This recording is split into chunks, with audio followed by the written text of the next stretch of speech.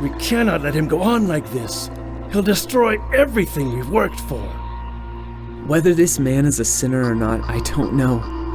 All I know is that I was blind, but now I can see.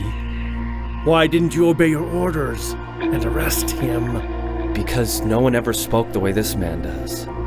What charges are you bringing against this man? He's a blasphemer and a criminal! Crucify him! Why? What evil has this man committed? Crucify him! Give them what they want. A crown of thorns for the king of the Jews. Stretch him out.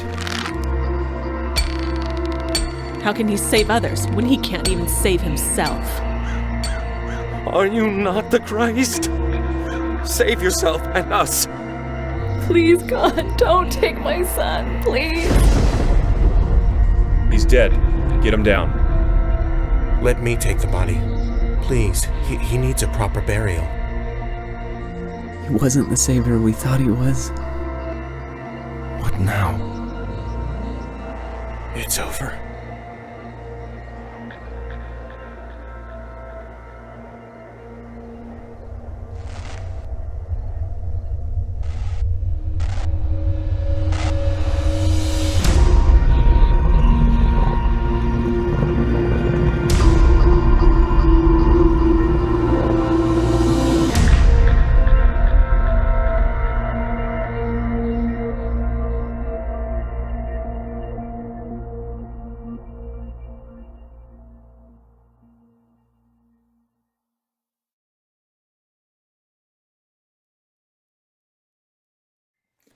The German composer Richard Strauss famously said, "The human voice is the most beautiful instrument of all, but it is the most difficult to play." Now, the human voice and the spoken word have both the ability to soothe and the ability to terrify. One and the same voice can be giddily joyful and threateningly angry. One and the same voice can both tell the purest truth and tell the foulest lie. In the same way, the coronavirus outbreak can be portrayed as both a challenge and a crisis, and as both an opportunity and a disaster. And there have been very many different voices that we have heard during the outbreak, not just from across the world, but also within our own nation. There have been, of course, the voices of our government and politicians. There have been the voices of scientists and epidemiologists. There have been the voices of NHS workers, of doctors and nurses on the front line. And there have been the voices of the bereaved, urging others to stay home and save lives. Even the Queen, our head of state, has added her voice to the national conversation. Now, some of these voices have brought comfort and calm, whereas other voices have generated anger or fear.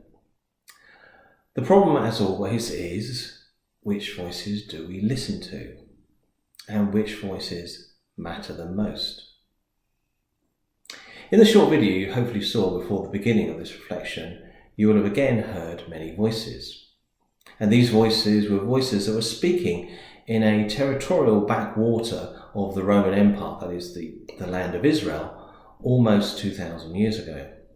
And yet, like the coronavirus outbreak, those voices were speaking into a situation that was viewed as both a challenge and a crisis, and both an opportunity and disaster. For instance, there was the voice of the Jewish religious leaders who saw Jesus as a threat to their authority.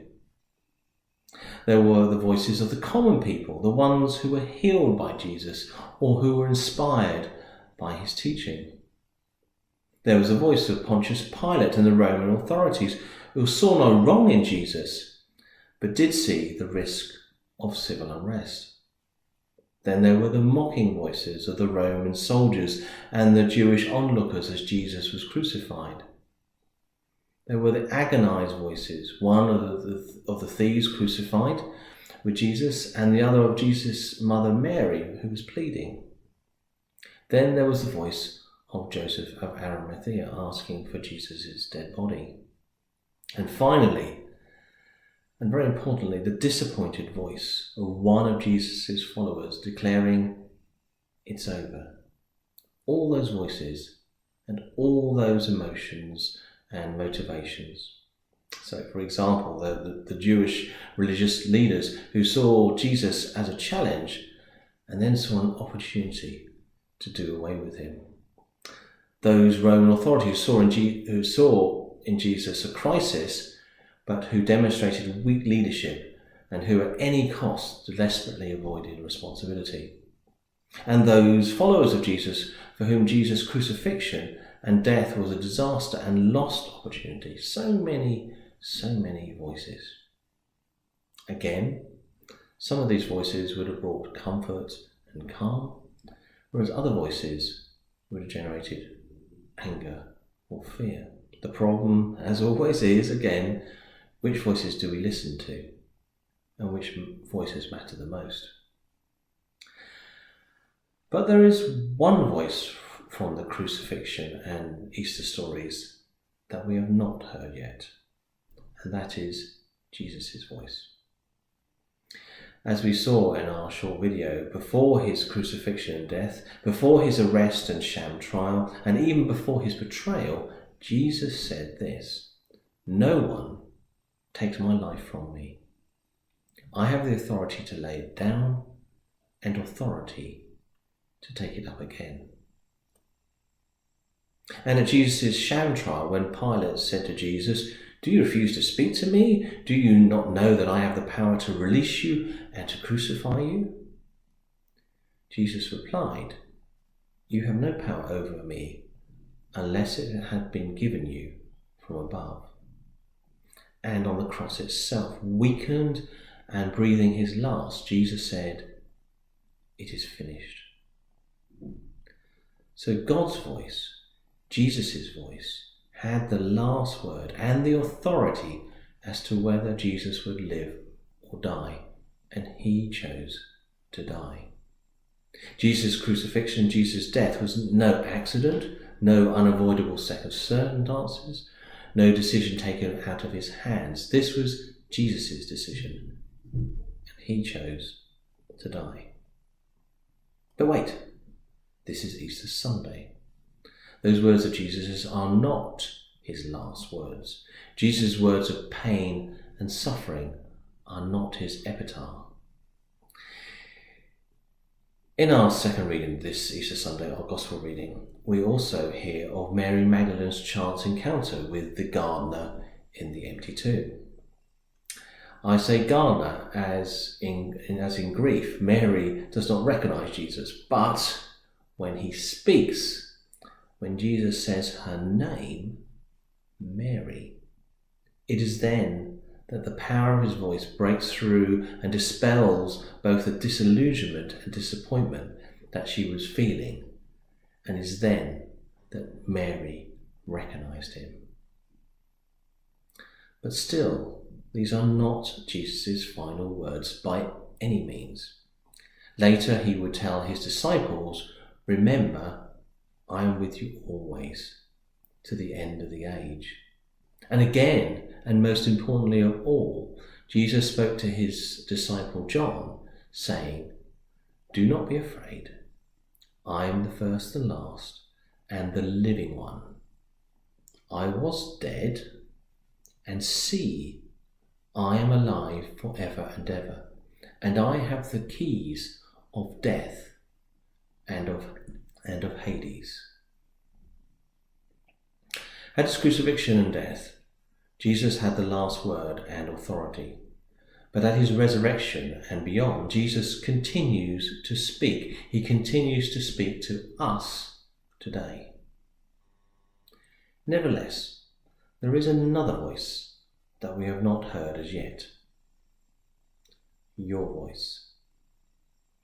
On this Easter Sunday, in the midst of this terrible coronavirus outbreak, whether you consider the outbreak a challenge, a crisis, an opportunity, or a disaster, what is it that you want to say? In your heart of hearts, what is it that you want to say?